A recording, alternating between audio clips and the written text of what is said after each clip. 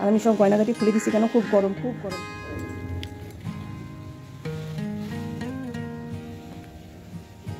এই জায়গাটা আমাদের লঙ্কা ছিটে আসছে। আর বাটা মাছ আছে, ওইটা রান্না করবো। গুড আফটারনুন বন্ধুরা, দুপুরবেলা থেকে ব্লগটা শুরু করলাম। রান্নাঘর আমাদের আর কি আছে বলো, রান্নাঘর ছাড়া আমাদের শুরুই রান্নাঘর থেকে, মেয়েদের আর কি। এই যে হচ্ছে আমার মাছের ঝোল করব, চলো তোমাদেরকে দেখাই।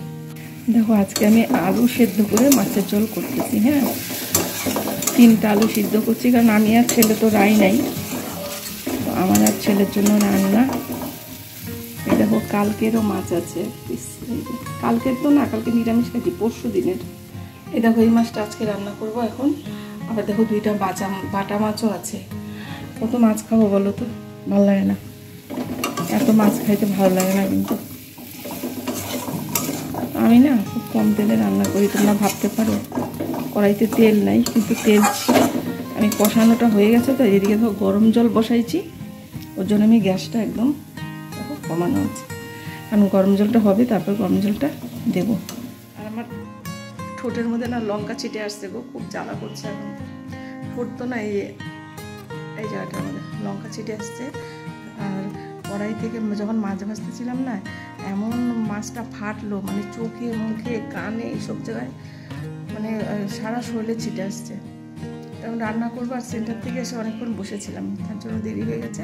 ঘড়িতে এখন বাজে বাবা 2টা বাজে। কখন রান্না করবো, কখন খাবো, খিদাও পেয়ে গেছে। তো বন্ধুরা আমার মাছের ঝোলটা আলু সেদ্ধ করে ঝোল করলাম, আলুটাকে সিদ্ধ করে নিয়েছিলাম। এখন অনেক রান্না বাকি, এখনও এই যে 2টা বাটা মাছ আছে, ওইটা রান্না করব। ঝোলটা এখন আমি নামায় দেবো, আর শুকাইলে আমার ছেলের আবার, আর এরকম ঝোল না, একটু ঝোল ঝোল না হলে ভালো লাগে না। আমার কাছে খুব ভালো লাগে, আমার হাজব্যান্ডও এরকম ঝোল খুব ভালোবাসতো, আলু সেদ্ধ করে নিয়ে ভাঙা ভাঙা করে ভালো লাগে বেশ। দেখো বন্ধুরা মাছের ঝোলটা, বন্ধুরা তোমাদেরকে আমি মিডিলে বলে দিই, এইখানে কিন্তু 2 দিনের ব্লগ আছে, একটু একটু করে 2 দিনের ব্লগ আছে। একদিন দুপুরের ব্লগ, আর একদিন সকালের ব্লগ। তো সারাদিন না করতে পারি না গো, মানে এত ঝামেলায় থাকি না, কি বলবো। তো সারাদিন ওরকম করে ব্লগ আমি বানাতে পারি না, মানে শরীরটা এত ক্লান্ত লাগে। একটু বিশ্রামও করতে গেলে বিশ্রাম তো হচ্ছেই না। আর আমার 2টাই বাটা মাছ আছে, তো রাই তো নাই, এবার 2 বেলা 2টা মাছ খাবো। আর আমার না মাছ একদমই খেতে ইচ্ছা হচ্ছে না, আর একটু ঝালে ঝুলে না হলে আমি মাছ খেতে পারি না। তো এই 2টা মাছে আমি একটু কাঁচাই মাখায় চোখায় সর্ষে বাটা দিয়ে করলাম, যাতে এই দুপুরে একটা খাবো আর রাত্রেবেলা একটা খাবো। আর সকালবেলা তো তেমন কিছু খায়ে যাইতে পারি না সেন্টারে, খুব আইসে না খুব খিদে পাওয়া যায়। এবার আসার পরে এত গরম লাগে, অস্থির হয়ে যাই। আর এখানে এত গরম, তো বৃষ্টি হচ্ছে না, তো আকাশটা ভার হয়ে আছে, হইতেও পারে, জানি না পরে কি হয়। তো বাটা মাছটা দেখো কেমন হইলো দেখতে, তো জানি না খাইতে কীরকম হবে, ছেলে তো খাবে না, আমি একলাই খাবো। বন্ধুরা সাথে থাকো, আর আমার 2 দিনের ব্লগটা একটু তোমরা দেখে নিও, তোমাদের কেমন লাগলো 2 রকমের মাছ। সকাল থেকে ব্লগটি শুরু করলাম আজকে। এই যে দেখো স্নান টান করে ছাদে চলে আসলাম পুজো দিতে, কিন্তু বৃষ্টি হচ্ছে।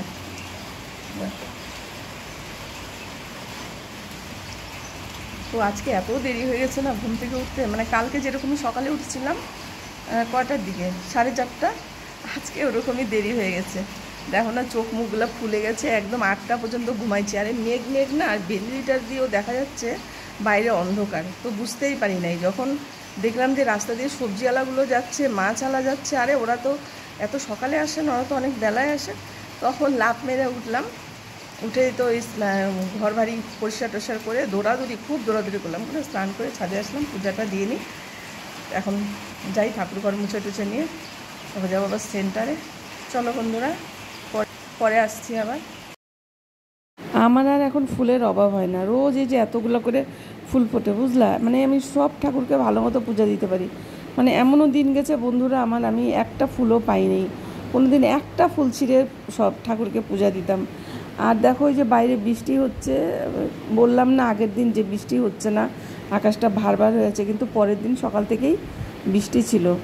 আর আমার উঠতে তো আজকে অনেক দেরি হয়ে গেছে, মানে আকাশ ভারের জন্যই অন্ধকার হয়েছিল, আমি বুঝতেই পারি নাই যে কখন সকাল হয়ে গেছে। তো সাথে থাকো বন্ধুরা, আমার সোনাকে আমি নিচে নিয়ে যাচ্ছি, কারণ উপরে রাখি না, দুপুরে আবার দেই তো। আর আমি সব গয়নাগাটি খুলে দিছি, কেন খুব গরম, চুল ঠুল পড়াই না, গরম লাগে না বলো তো?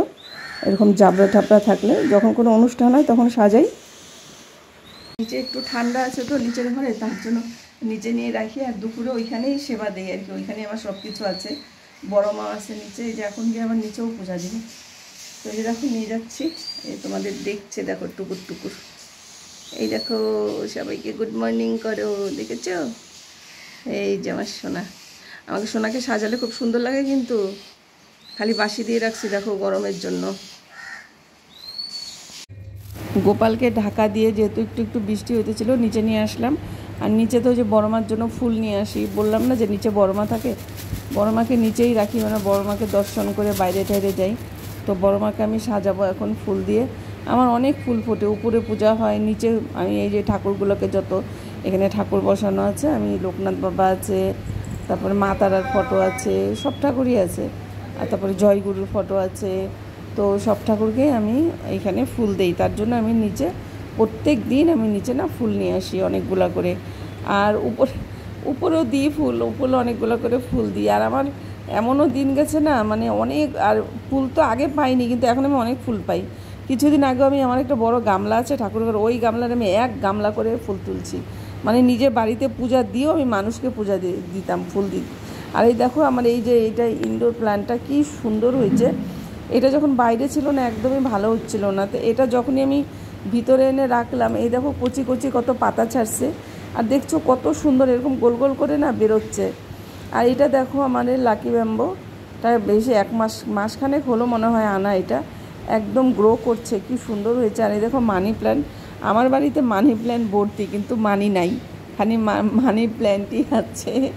তো ছাদে ভর্তি, তো ওইখান থেকে আমি কেটে এনে এখানে ঘরের মধ্যে এনে রাখছি।